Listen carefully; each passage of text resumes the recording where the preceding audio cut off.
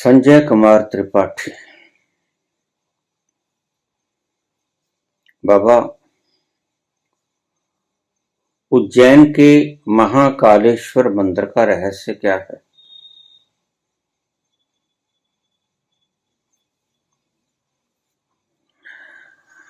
उज्जैन का महाकालेश्वर मंदिर अन्य मंदिरों की तरह एक सिंबल है, एक प्रतीकात्मक चिन्ह है। काहे का?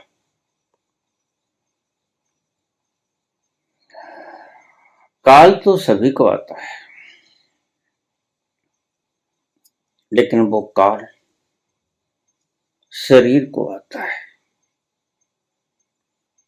शरीर सभी मरते हैं, यह है काल। और शिव काल के स्वरूप है।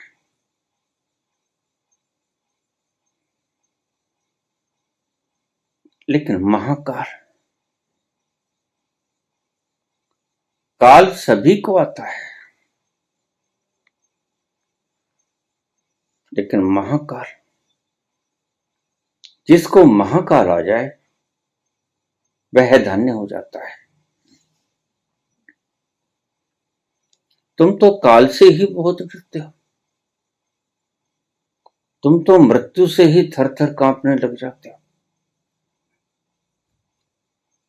तो महाकाल से तुम कितना कंपोगे? महाकाल का मंदिर एक सिंबल है, प्रतीकात्मक चिन्ह है। काहे का? परम मृत्यु का। जो मृत्यु एक बार घटित हो जाए उसके बाद मृत्यु आती नहीं। एक बार की महाकाल की मृत्यु आई, फिर से जन्म नहीं होता।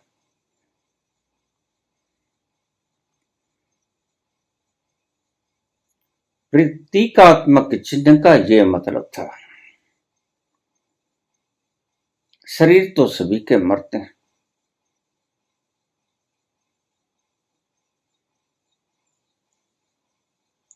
जो आया है वह एक दिन जाएगा। हमारी कितनी पीढ़ियां कब से आती रहीं और जाती रहीं। प्रत्येक व्यक्ति काल का ग्रास है, काल का भोजन है।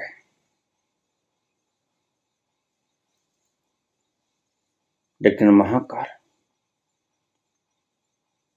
महाकाल जिसे आ जाता है वह धन्य हो जाता है, वह भाग्यशाली है। लेकिन हमने गहरे रहस्य को प्रतीक तो दे दिए, लेकिन उन प्रतीकों की व्याख्याएं हमने गलत कर दी और हम महाकाल को पूजते हैं।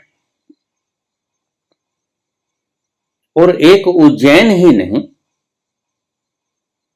सभी महाकाल के जितने भी प्रतीक हैं उनके ऊपर हम कितने कितने पदार्थों का उपयोग करते हैं, लेपन करते हैं।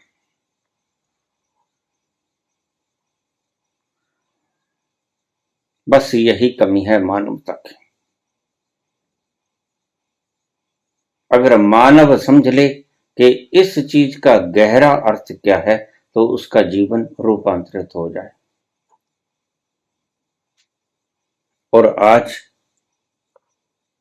जिस कारण से यह स्थापित की गई महाकाल की मूर्ति, चिन्ह,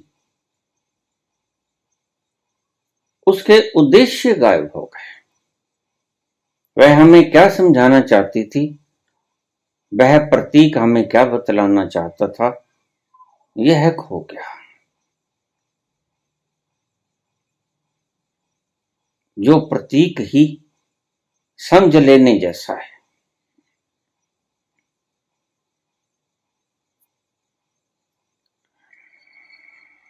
शरीर मरते हैं, सभी के मरेंगे, मरते आए हैं, लेकिन काल आया, महाकाल कभी नहीं आया। और महाकाल एक बार आएगा, बस एक बार आएगा।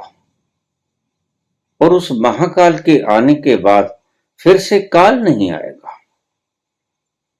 बड़ी अजीब बात हुई। यही समझाना चाहती थी महाकाल की ये प्रतीक चिन्ह। अब हम तो उसके ऊपर देसी घृत चढ़ा रहे हैं, हम तो उसके ऊपर सुगंधित केसर लीप रहे हैं।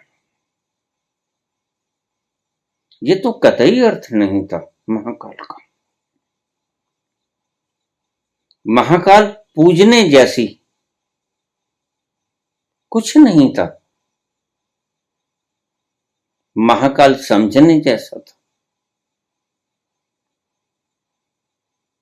इस महाकाल के प्रतीक चिन्ह से हम कोई सबक ले पाते, शुभ था।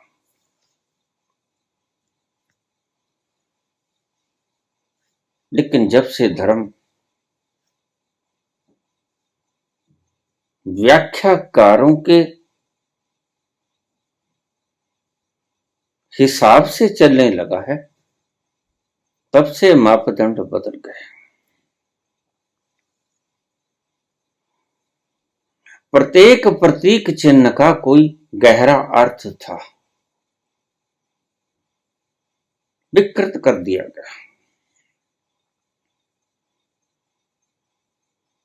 और मनुष्य का स्वभाव ऐसा हो गया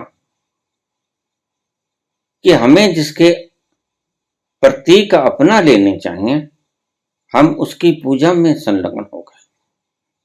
यही हमारा दुर्भाग्य भी है।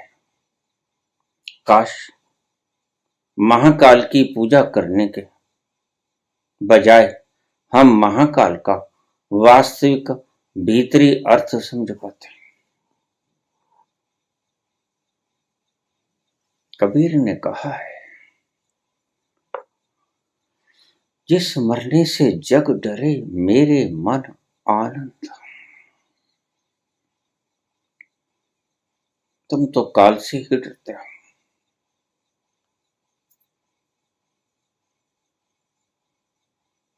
लेकिन गोरखनाथ महाकाल को भी स्वागतम कहता है। अपने शिष्यों से, अपने जोगियों से गोरखनाथ कहते हैं, मरो मरो हे जोगी, मरो मरो, मरण है मिठा।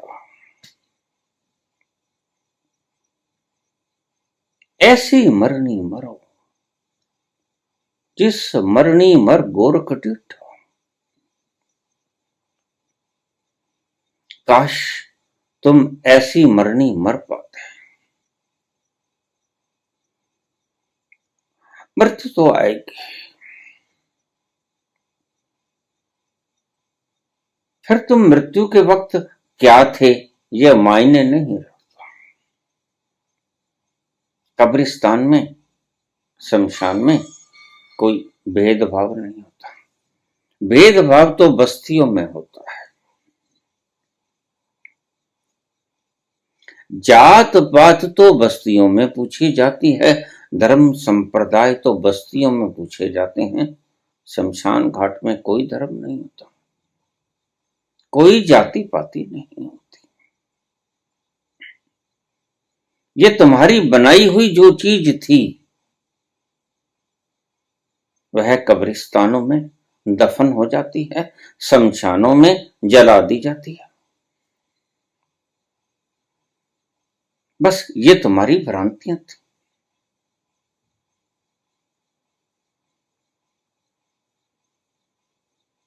मरो हे जोगी मरो। इससे सुंदर आपके लिए पाठ क्या हो सकता है। मरो मरण है मीठा। तुमने जो अनुभव किया कि मरना कड़वा है, तुमने गलत अनुभव किया। गोरख चकमा नहीं खा सकते। गोरख बड़े समझदार है। ऐसी मरनी मरो जिस मरनी मर गोरख डिठा। ये जो महाकाल आपको डराने के लिए बना दिए गए, महाकाल के मंदिर बना दिए गए, बै के मारे आप इनका लेपन करते हो, केसर चढ़ाते हो, घृत चढ़ाते हो,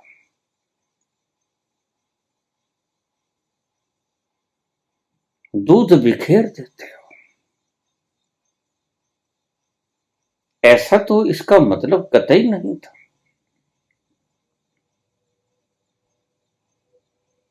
इसका मतलब इंगित तो कहीं कुछ और जाता था। इसका मतलब सिर्फ यही था कि मर तो सब जाते हैं, लेकिन ऐसा मरना जैसे गोरख मरे, जैसे कबीर मरे, जिस मरने से जग डरे मेरे मन आनंद। गोरख कहते हैं मरो मरण है मीठा, और कबीर कहते हैं मेरे मन आनंद, और इनको हम सियाने कहते हैं।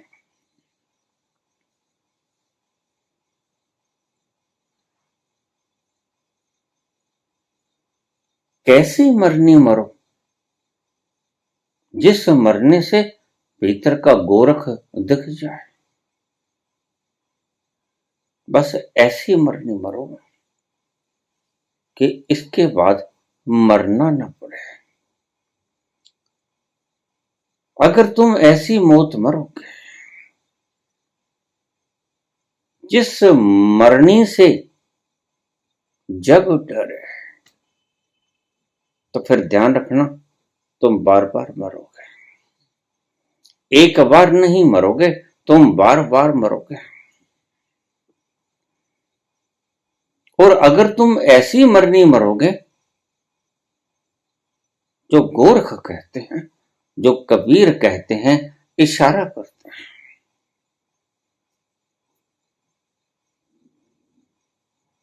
तो फिर बस एक ही बार मरोगे।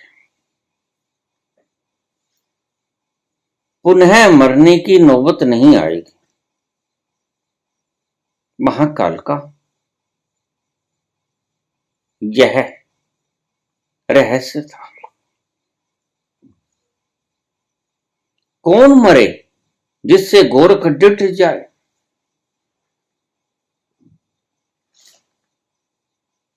तुम्हारा गलत जुड़ाव मरे, तुम्हारी गलत चिपकाहट मरे,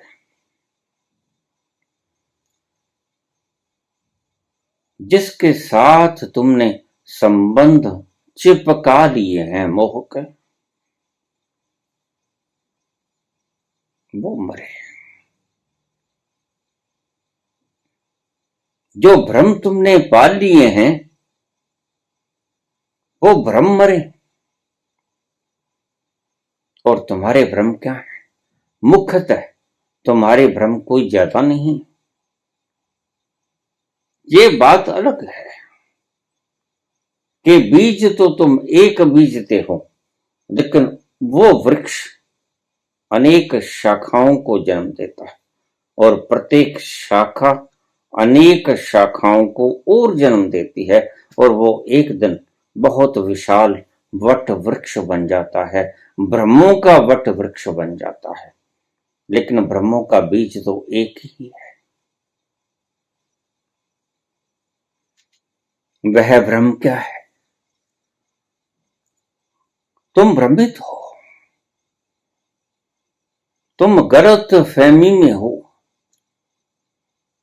तुमने मान्यता गलत कर ली है। वास्तव में तुम जो हो उससे अन्यथा भटक कर तुमने कहीं और नेह लगा ली है। तुमने कहीं और अपने आप को चिपका लिया है। वही भ्रम है। वो भ्रम टूट जाए और ध्यान रखना, उस भ्रम को तोड़ने के लिए किन्हीं प्रकार की विधियों की आवश्यकता नहीं होती। सपने में तुमने जो कुछ देखा, सपने में जो भी दृश्य देखा,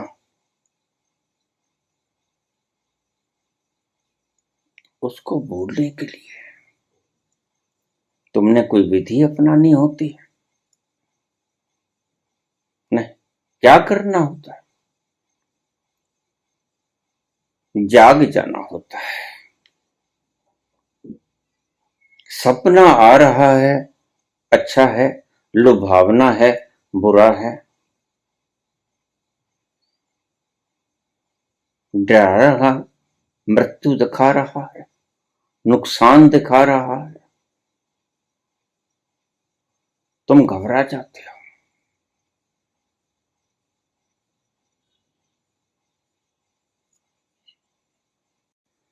लेकिन उस वक्त तुम जान नहीं पाते कि सपना तो सपना है, चाहे अच्छा है। किसी उद्यान में अपनी प्रेमिका के हाथ में हाथ डाल तुम बतिया रहे हो,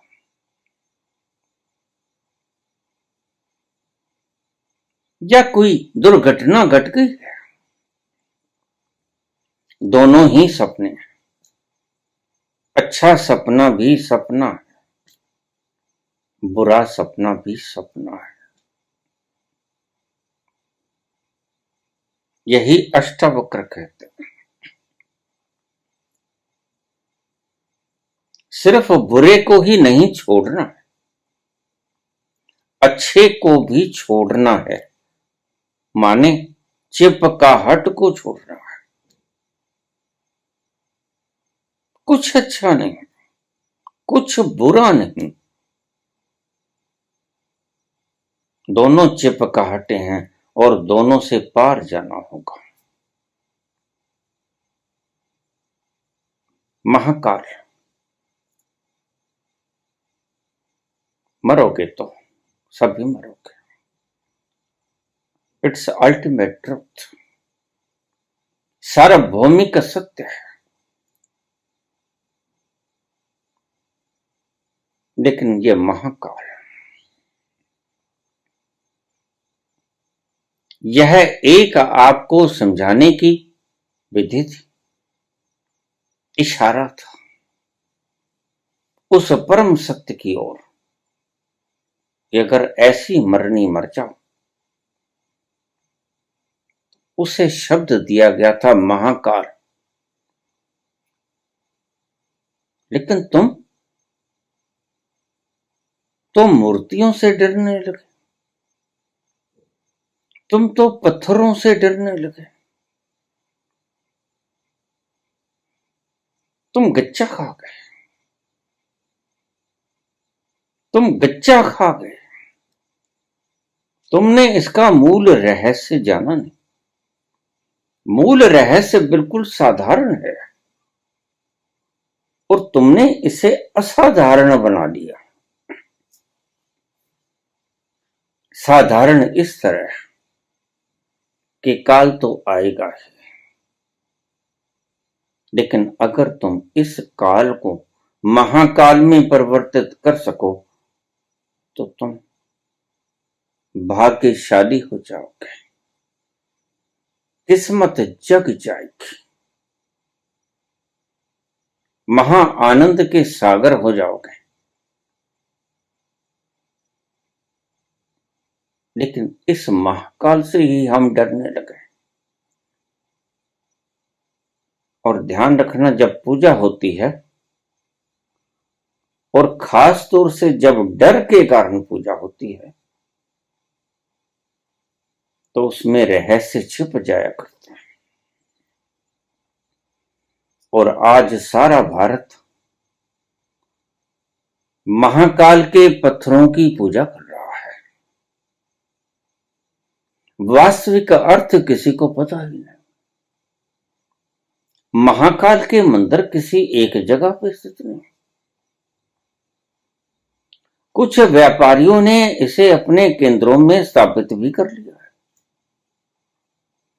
महाकाल का अर्थ का रहस्य जाने के बिना कुछ व्यापारियों ने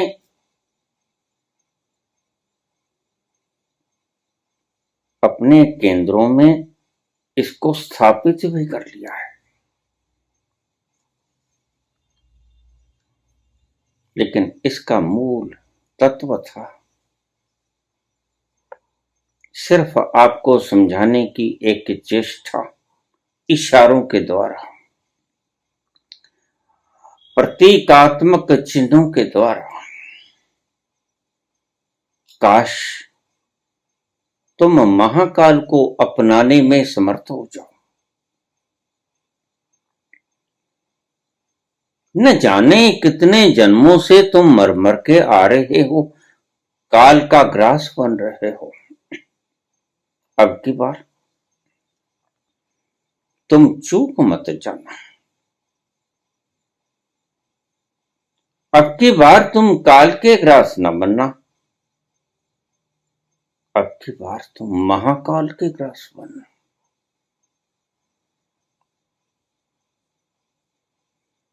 और काल तो तुमसे कुछ छीन के ले जाएगा,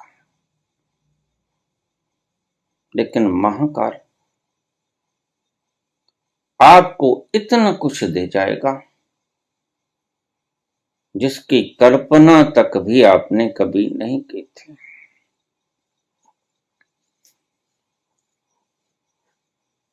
अगर ऐसी मरनी मरे तो फिर आप भाग्यवान हो जाओगे। ऐसे ही व्यक्तियों को भगवान कहा गया जो ऐसी मरनी मरे। और बड़े मजे की बात है, गोरख मरते हैं, शरीर नहीं मरता। बुद्ध मरते हैं, शरीर नहीं मरता। महावीर मरते हैं, शरीर नहीं मरता। और वो उस मरने को नाम देते हैं महावीर कैवल्य, बुद्ध निर्वाण।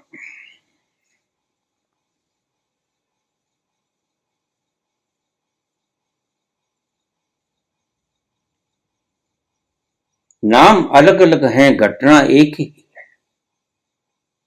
कबीर मरते हैं, नानक मरते हैं, लेकिन कुछ ऐसे मरते हैं कि शरीर नहीं मरता।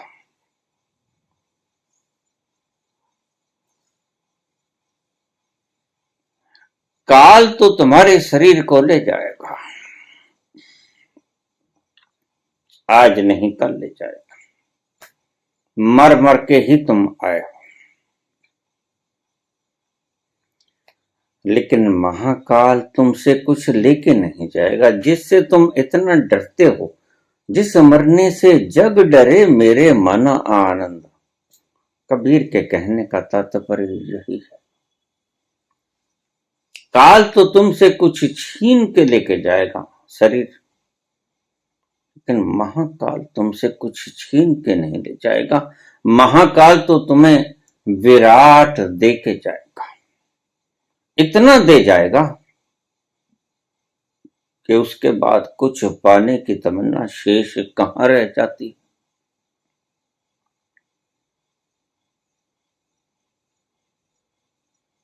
मरे बुद्ध, लेकिन कुछ पा जाने की तमन्ना शेष रही। जो त्यागा था वह त्यागा ही रह गया, कब संभाला जाके। मरे महावीर, महाकाल की बात करता हूं, कैवल्य को उपलब्ध हो गए, लेकिन क्या जाके राज सिंहासन को संभाला? नहीं संभाला। क्यों नहीं संभाला? क्योंकि इसकी आवश्यकता ही नहीं थी। इतना विराट साम्राज्य मिल गया, खुशी का, आनंद का खजाना मिल गया।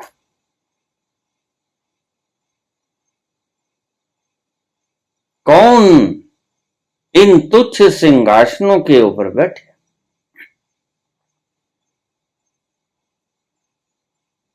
महाकाल का अर्थ यही था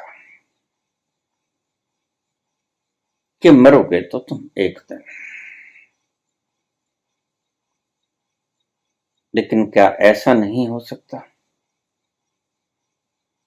कि मरने से पहले तुम मर जाओ? वो मरना किसी और की चाहत से आएगा, और क्या स्वेच्छा से तुम मर जाओ? अगर तुम ऐसा करने में समर्थ हो जाते हो तो तुम पाओगे कि मेरे से बड़ा भाग्यशाली और कोई नहीं।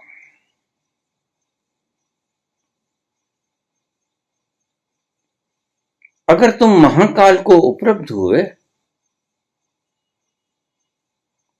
उसके बाद तुम्हें कभी काल नहीं आएगा। उसके बाद न जन्म होगा, न मृत्यु तुम्हें घेरेगी। बस वो महाकाल है, आखिरी काल।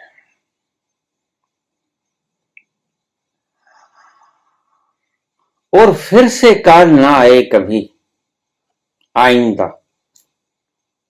एक बार प्रत्येक को महाकाल के भीतर से गुजरना होता है। अंतिम काल है महाकाल। अगर तुम महाकाल को उपलब्ध हो गए तो फिर तुम्हें कभी भी काल नहीं आएगा। इससे शिक्षा लेने की आवश्यकता थी। संतों ने हमारे लिए, मनुष्यों ने हमारे लिए बड़े प्रतीक चिन्ह रख छोड़े थे, लेकिन हम प्रतीक चिन्हों से सबक नहीं ले सके। हम उन प्रतीक चिन्हों को पूजने में लग गए। मंदिरों में घंटे घड़ियाल लगाए जाते हैं। यह याद कराना था उस भीतर के तल को, जिथे वाजे नाद हजार, कि ऐसे ही घंटे घड़ियाल शंख मृदंग अभिनव ये सब तुम्हारे भीतर गूंज रहे हैं हर पल। याद कराना जैसे व्यक्ति भूल जाता है और सुबह शाम 2 बार याद कराते थे। आरती इसी को कहते हैं। आरती का मतलब यह था कि सुबह भी याद करो और सांझ को भी याद करो कि ये जो ध्वनियां हो रही हैं, ये टल खड़क रहे हैं, ये भेणी, ये शंख, ये नाद हैं तरह तरह के, ये तुम्हारे भीतर गूंज रहे हैं। और ये याद करो कि तुमने वहां पहुंचना है जिथे वाजे नाद हजार।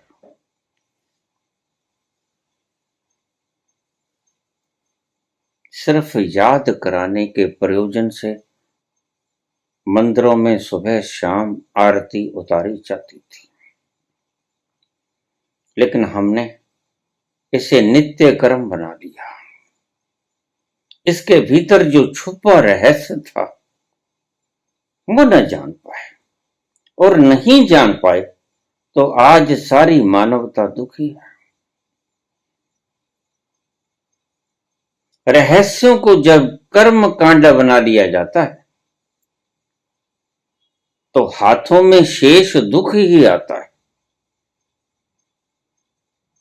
फिर सुख की उम्मीद करना मूर्खता है।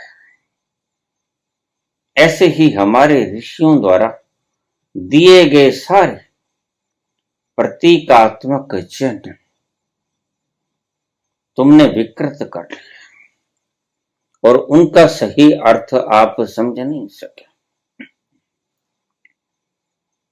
यही गलती खा गए।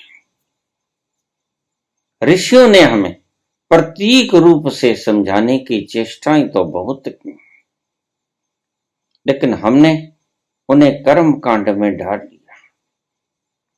हवन में आहुति दे दो अपने अहंकार की, लेकिन तुमने नारियल को भेंट कर दिया, हवन सामग्री को भेंट कर दिया, प्रज्वलित अग्नि के भीतर लकड़ियों को जला दिया, सुगंधित कपूर को, सेंट को, इत्र को डाल दिया, अग्नि को प्रसाद करा दिया, लेकिन खुद बच गए। और अग्नि तो अगर प्रसाद न भी खाते, अग्नि अगर घी ना खाती, लकड़ियां ना खाती, हवन सामग्री ना खाती, नारियल ना खाती तो चलता। लेकिन जो बचा है, यानी तुम जो बच गए, वह भस्म हो जाता तो शुभ था। जिसने आहूत होना था वह बच गया और उसकी बजाय आपने आहुतियां दे दी, सामग्री की, हवन सामग्रियों की आहुतियां दे दी। इन आहुतियों का गहरा रहस्य था कि तुम स्वयं भी आहूत हो जाओ, और जब तक आहूत नहीं होगे, जब तक हवन की सामग्री नहीं बनोगे, तब तक तुम उस परम आनंद को पा नहीं पाओगे। हर प्रतीकात्मक चिन्ह के भीतर कोई राज छिपा था, लेकिन आज पूछने वाले भी नहीं, बताने वाले भी नहीं, कोई क्या करे। सब गड्ढ-मुड्ढ हो गया है।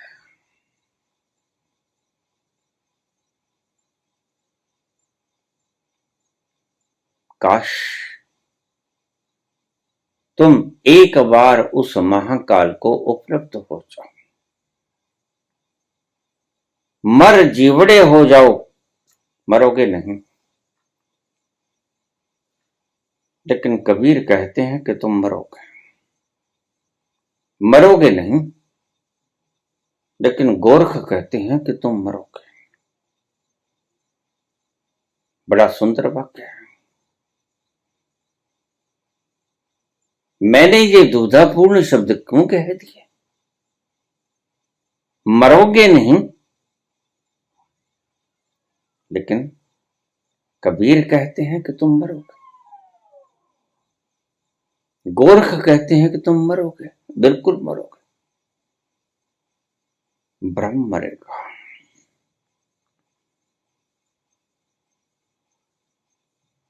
इल्यूजन मरेगा, तृष्णाएं मरेंगी, आकांक्षाएं मरेंगी, कल के सपने मरेंगे, कल के जो नक्शे खींचे थे आपने मधुर मधुर, वो सब मर जाएंगे इस हवन की आहुति के अंदर। यह अग्नि सबको जला देगी और तुम पाओगे, डरोगे बहुत। जब मृत्यु आएगी तो बहुत डरोगे, लेकिन जो बिना डरे उस अवस्था में से पार निकल गया, उसे ही मरजीवड़ा कहते हैं।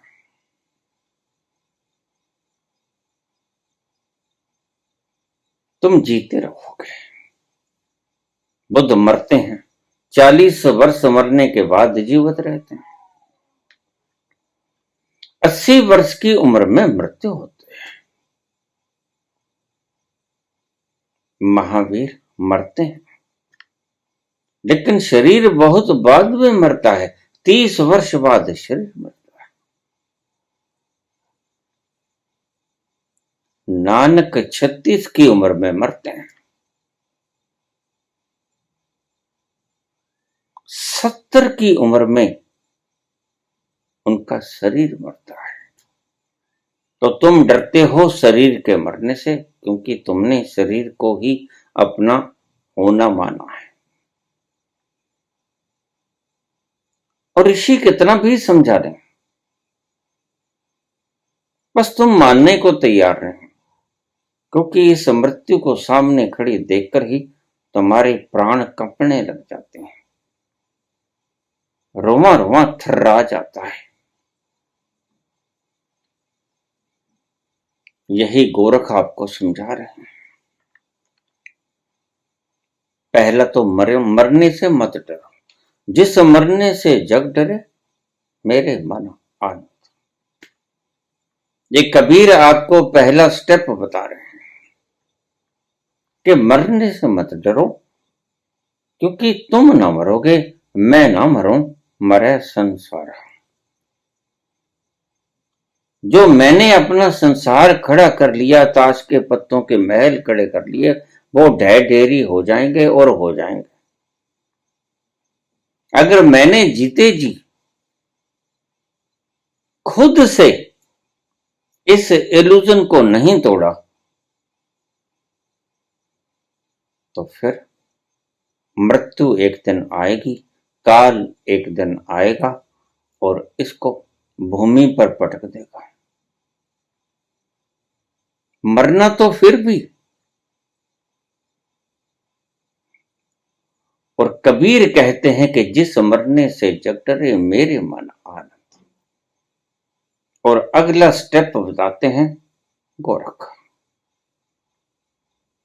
कि मरो, हे जोगी मरो, मरो मरण है मीठा। ये बात करते हूं सब महाकाल की। कबीर बात करते हैं शरीर के मृत्यु की। पहला स्टेप बताते हैं कबीर, दूसरा स्टेप बताते हैं गोरख। मरो मरण है मीठा, बड़ा प्यारा है, बड़ा मीठा है, ऐसी मरनी मरो। बताते हैं कि ये मरनी कुछ अलग सी होगी, यह तुम्हारी स्वाभाविक मृत्यु जैसी नहीं होगी। कुछ अलग ढंग से मरने का नाम महाकाल है। ऐसी मरनी मरो जिस मरनी मर गोरख डीठा। जिस मरनी को मर के तुम्हारे भीतर बैठा वो विराट गोरख तुम्हें दिख जाए और तुम शंखनाद कर दो, अहम ब्रह्मस्मि। अनल हक जो व्यक्ति महाकाल में समा गए, उन्होंने ये उद्घोष किया, एको अहम द्वितीय नास्ति। बस मैं ही हूं, दूसरा कोई नहीं।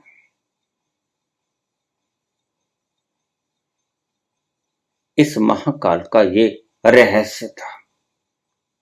ये जो आपने पत्थरों के महाकाल बनाए, ये तो प्रतीकात्मक चिन्ह है। इनसे सबक ले लेना, इनकी पूजा न करना। और जब तक आप पूजा करते रहोगे, तब तक आप मूढ़ कहलाओगे ज्ञानियों की दृष्टि में।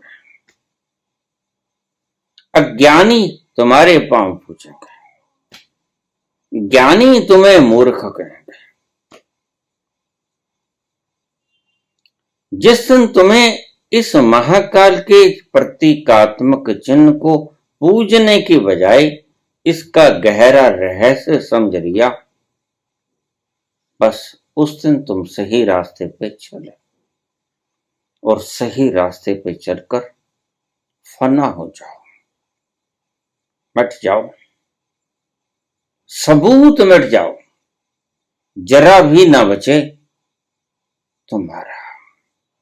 तुम खाक हो जाओ, मिटा दे अपनी हस्ती को अगर कुछ मर्तबा चाहे, कि दाना खाक में मिलकर गुलजार होता है। धन्यवाद।